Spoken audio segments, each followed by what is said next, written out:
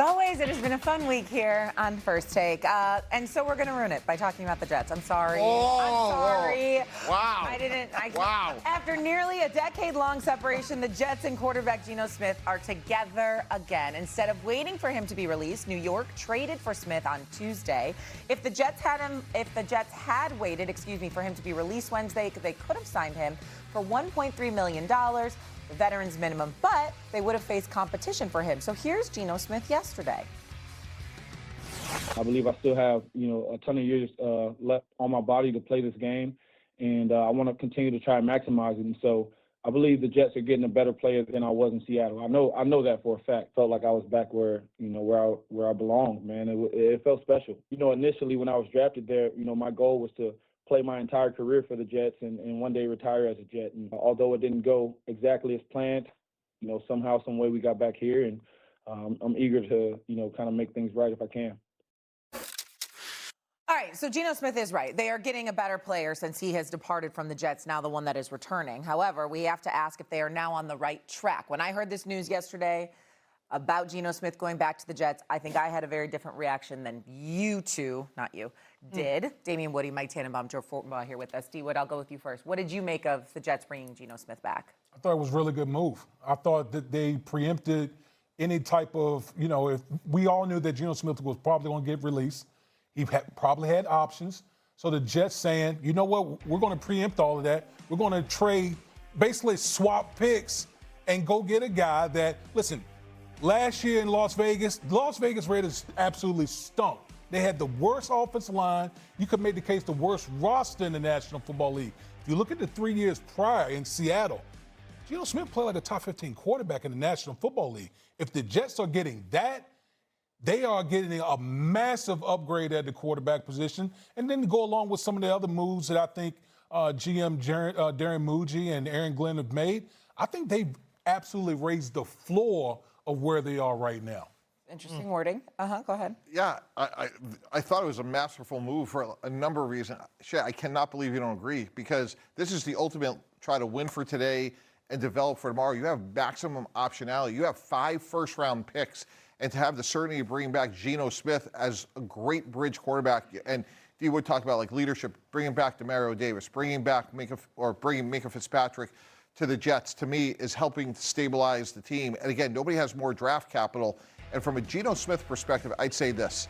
When you talk to veteran quarterbacks and recruit them, which I did a lot, first question is, how am I going to be protected? And you think about Armand Membo, Olu Fashanu, you think about Tippmann.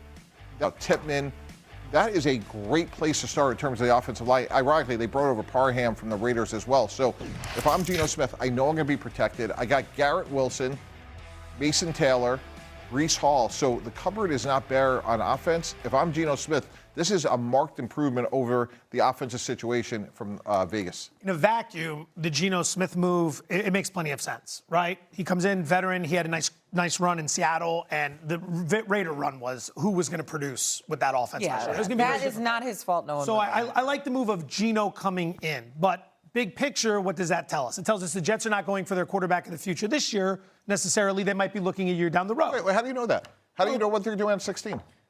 Maybe it's their guy, and then they're going to sit him for a year. But this is ultimately what worries me. If we're going to go Geno this year, we're going to take our time. Year one of Aaron Glenn was an awful year. Not to say it's on him, but that was just an awful year for the Jets. If this year is awful as well, if this doesn't show this thing's moving in the right direction, you could see Woody just deciding we're going to make a change. And then what was the point of any of this? Because now a new group is going to come in and have to reboot the whole thing. That's what worries me. Ooh, that's an all-time $100 to the center on that one. I mean, that's an all-timer right there. It's my son who always costs me money one way or the other. It's on silent, and he's a favorite, so one way or the other. But that's what worries me about the Jets, is that if this year's about, all right, we're going to get organized and we're going to try to move our way into the future, then next year we make the big splash or whatever it may be, if this doesn't go well enough and they don't look like they're trending right, you blow up the organization again, and we're just right back where we started. But how can you not say they're going to be better this year? They've added so many good players. I'm not saying they're going to be elite this year, but there should be meaningful progress. And again, when you add that and bootstrap 5 first-round picks, like that's the ideal situation you want to be in. How have they been with developing talent? They've actually been pretty well, to be honest with you. They've had talent. They just haven't had. They've had players. talent. Like they haven't had. What they haven't had is culture. That's where they've been lacking. They've had talent. They dealt away talent this past season with Sauce Gardner and Quentin Williams. Exactly. They've had right. So now what Aaron Glenn has done is said, you know what? The culture in this building has stunk. That's why I go out and trade for Minkah Fitzpatrick. That's why I go out and go get a Demario Davis, proven veterans who've done it all throughout their career and who are willing to mentor these young players. Because guess what? The Jets were the second youngest team in the league last year. So now you implement that with some veteran players. This is the third straight year they're going to have a new offensive coordinator and defensive coordinator. They basically fired their entire staff out of nowhere. And I understand it was Aaron Glenn's first year. We have visions of him sleeping at the combine when there's a position group going that they absolutely need to focus on. It's just hard for me when they go, and listen, I know Geno Smith is a good player, and whatever happened last year with the Raiders is not his fault. And he was a good player in Seattle, but there was a reason Seattle decided to move on from him, okay? And they decided to go in another direction. He wasn't producing at the same clip that last year he was there. And now you go to a Jets team, which I agree with you, has had talent, but they don't have, who's instilling this culture there? Who believes they're going to be in a better trajectory this year? Context is everything. When you're paying somebody $3 million on a $300 million cap, that's less of an impact than what Joe's going to fire me for my son calling right now. It's nothing. It's nothing. So, if you hit on Geno, great. He's a stabilizing force for year two. If not, with those 5 first-round picks, be it Ty Simpson at 16 this year or thereafter, you have great optionality, which is really important in the system. Do you think you should use those 5 first-round picks to go get some ammo to get a higher, maybe draft pick this year in terms of quarterback?